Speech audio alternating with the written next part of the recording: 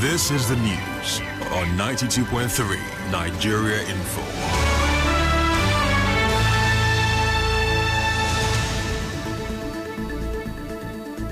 On the news this evening, 3 people found dead at illegal oil refining dump near Moha. Governor Wike testifies in 7 billion naira libel suits against This Day newspaper. Lagos State Governor Babajide Sanwo-Olu breaks silence over NSAS leaked reports. On the foreign scene, new COVID-19 variant Omicron present in Netherlands earlier than previously thought. I am Constance Mega. 3 people were found dead early this morning at an illegal oil refining dump in Oduoha community, Emoha local government area of River State.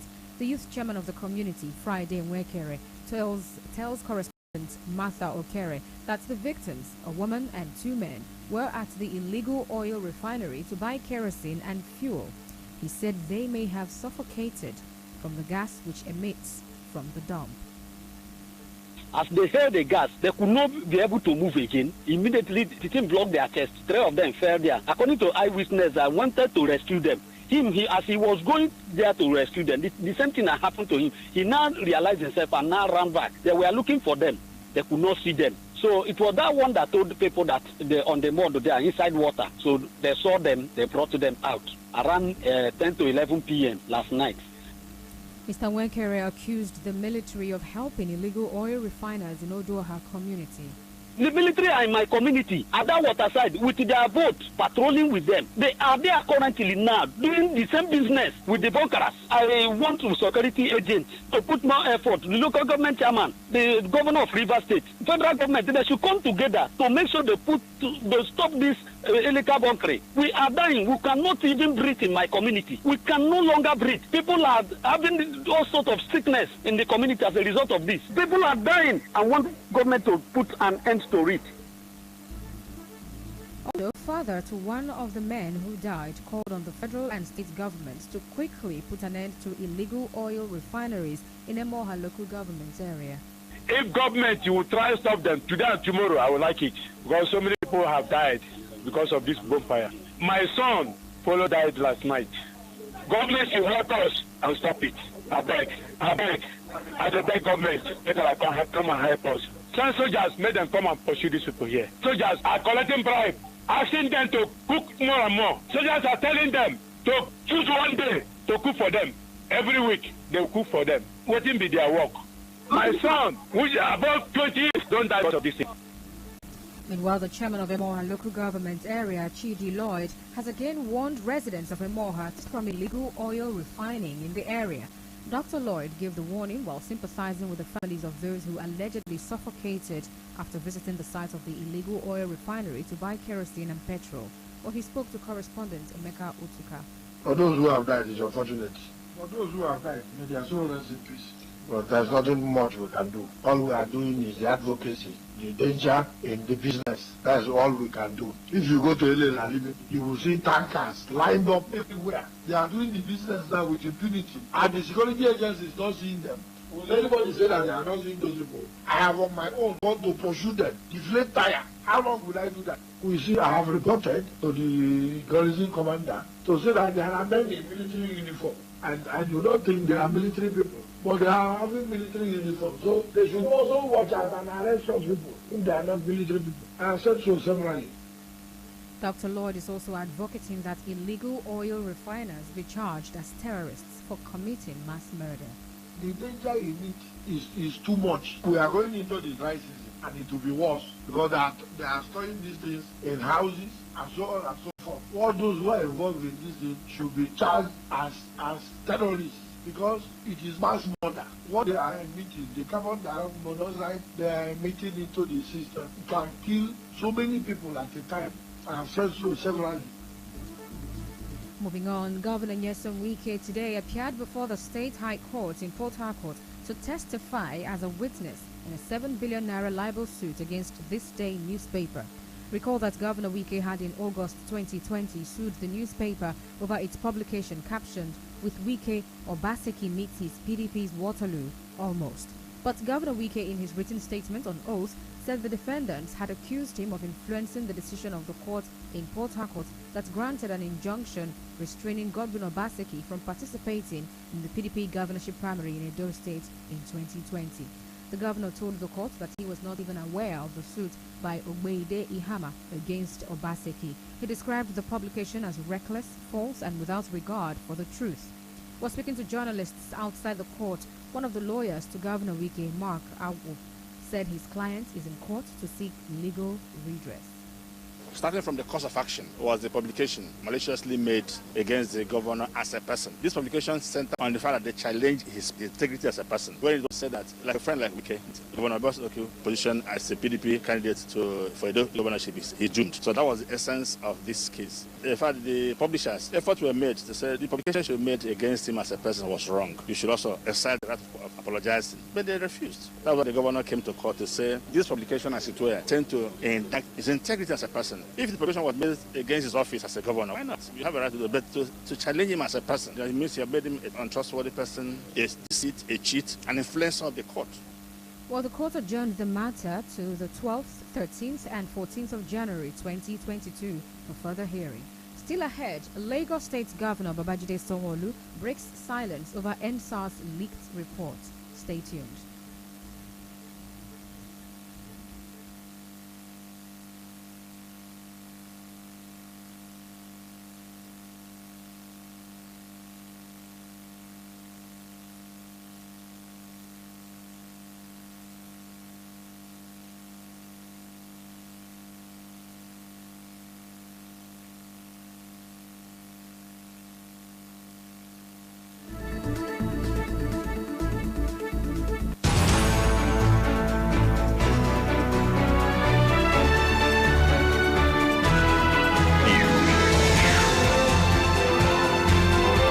This is the news on 92.3 Nigeria Info.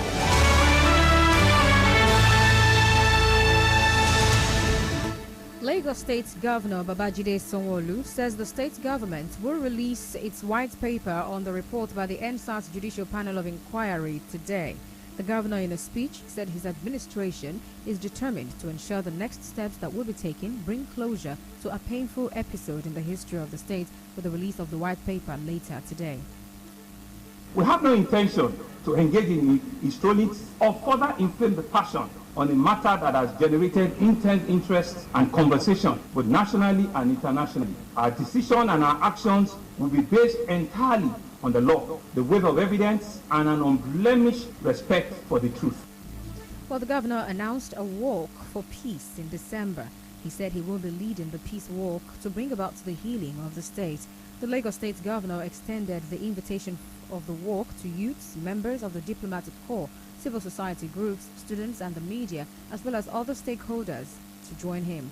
But the governor specifically called on the October 2020 NSAS lead protesters, which includes Folari Falano, Fowles, Debo Adedayo, Mr. Macaroni, Dele Farotimi, Temitope Majekodumi, Shegu Awosanya, Segalinks, Adeto Just Detun, and Sheun Kuti. Others are the Commissioner of Police in Lagos, CP Hakim Odumosu, and other police officers. Chairman of the Obi Lulu Briggs Foundation, Dr. Senye Obi Lulu Briggs, has been appointed the chairman of the Fund for the Global Alliance of NGOs and CSOs of South-South Cooperation at a special conference held at the House of Lords, Parliament of the United Kingdom. Dr. Lulu Briggs thanked the organization for the honor to chair its important fund. She pledged her commitment at ensuring that the global community is galvanized to better fund the civil society in the global south for the region's inclusive growth and development. While speaking on the importance of funding civil society, Dr. Senye said emerging economies of the world are bearing the brunt of both the global climate change crisis and the ongoing unprecedented COVID-19 pandemic. Well, she said that civil society organizations in the global south will be a vital part of the international development community's efforts to mitigate and create innovative responses at the community level going forward. Well, the event was hosted by a member of the House of Lords, Baroness Paula Udine. Well, it brought together diplomats, business executives, royalty, academia, and members of the corporation. For the international network of 450 member NGOs and CSOs from around the world who work in collaboration with the United Nations Office for South-South Cooperation to deepen the impact of civil society in the global south. In business, the federal government has reassured the Republic of South Africa that it will continue to strengthen bilateral ties and work together to promote Africa's development. Minister of Foreign Affairs Geoffrey Onyeama said this today at the closing of the ministerial meeting of the 10th Nigeria-South Africa Binational Commission in Abuja. Onyeama said both countries have common interests which must be used to move Africa forward. In entertainment, as Barbados became the world's newest republic, its prime minister's first act was to officially declare the island's most famous citizen, Rihanna, a national hero. Well, Barbados had already conferred the title of Ambassador Extraordinary on the billionaire multiple Grammy-winning singer and businesswoman and tasked her with encouraging education and tourism. In sports, Manchester United star Cristiano Ronaldo has hit back at a disrespectful claim that his only remaining ambition is to win the Ballon d'Or more times than Lionel Messi. Paris Saint-Germain striker Messi won the prestigious award for a seventh time today, but Ronaldo, who finished sixth in this year's voting, has earned the Ballon d'Or 5 times. And now, we'll bring you news from around the world. Officials say the new COVID-19 variant Omicron was present in the Netherlands earlier than previously thought. It was identified in 2 test samples taken in the country between November 19 and 23, which is before the variant was first reported by South Africa. While it is not clear whether those who took the tests had visited Southern Africa. On the news this evening, you heard that 3 people have been found dead at an illegal oil refining dump in Emoha in Rivers State.